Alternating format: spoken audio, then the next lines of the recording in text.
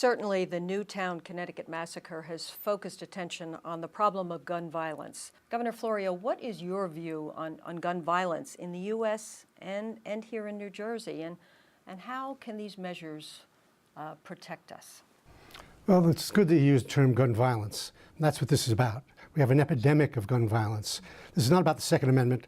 And the Supreme Court has spoken on a number of occasions about the ability to have reasonable restrictions on the rights to use a gun.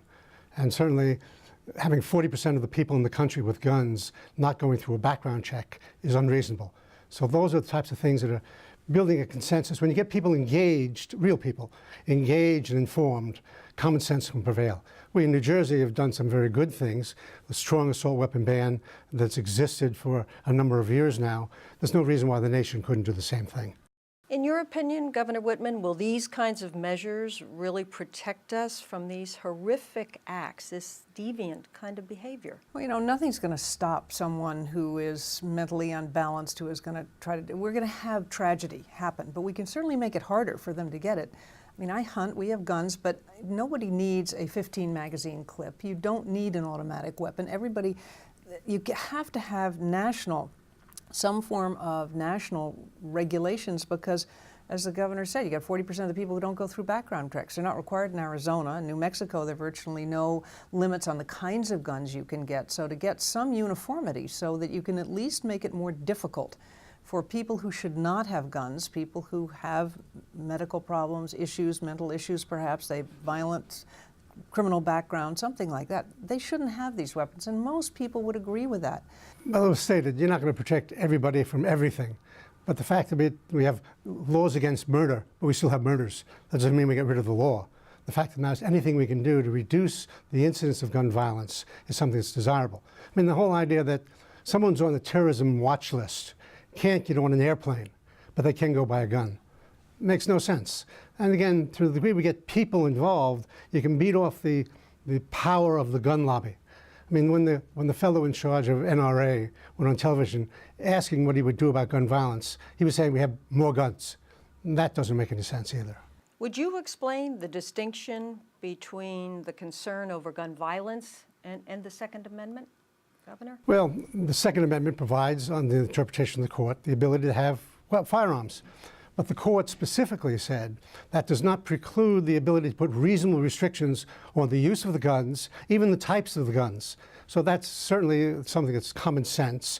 And people who are absolutists say there should be no restrictions on guns. The NRA really is almost an embarrassment to the members. The vast majority of people in the NRA are legitimate sportsmen and hunters. The real problem is that the gun manufacturers and the gun dealers are the people that benefit largely from no restrictions on guns. They can sell more guns, they can make more money. So to the degree that this is a profit motive thing, it makes no sense whatsoever to just them set the tone. New Jersey has the model. We've done some good things here by getting people engaged. Had coalitions of religious people, medical people, doctors, people in the public safety area were most driven because their lives are on the line. The NRA has called for armed guards in schools. Given these tragedies, is that a sensible solution?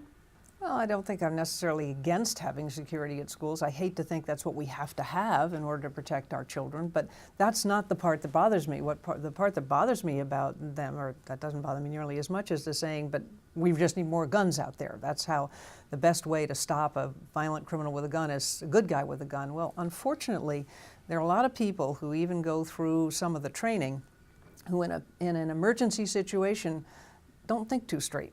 And people get injured, people get shot. There were at least three incidents in recent gun shows where gun owners who supposedly knew what they were doing shot themselves. I mean, more people are shot with unloaded weapons than, in quotes, than loaded weapons. But they think it's unloaded. They forget there's a bullet in the magazine. I mean, in the gun itself, even though they take out the magazine, and accidents happen. So we have to train people. People have to have courses, but we have to understand that those things are still going to happen from time to time. Well, there are laws on the books, and these things do continue to happen. To address this problem of gun violence, does this nation need to look more at the mental health issue and committing dollars, and it would take lots of dollars, to stop these kinds of acts? Well, the answer is yes. The mental health is a very important aspect of this, but it's not the answer. It's not the total answer. We have to really change the culture. We have to change the culture that accepts gun violence in a whole lot of different forms, but the availability of weapons. We have over 300 million weapons, firearms in this country. That's almost as big as the population. So we have to change that. And to those who say you can't change the culture, think about smoking.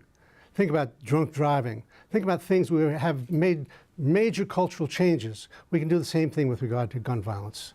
Well, mental health needs to be addressed anyway, irrespective of violence. Certainly it is a part of this, and it should raise red flags, and we have to take a look at our mental health system. When do we engage? I mean, you saw after the shooting in Newtown, the mother from the West who said, I have a child, I could be the next mother of someone who commits this kind of act. I have had my son committed 3 times, and they keep letting him out. And I am scared to death that he's a very nice kid most of the time, but then he can get terribly violent.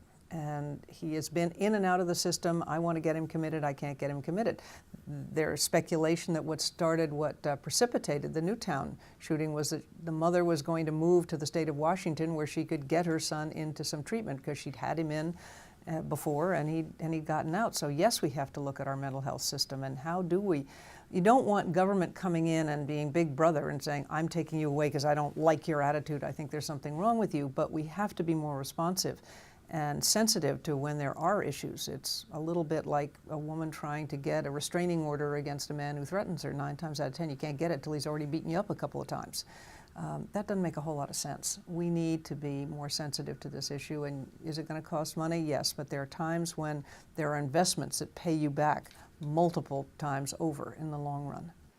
Governor Whitman, Governor Florio, thank you very much. Pleasure. You're welcome.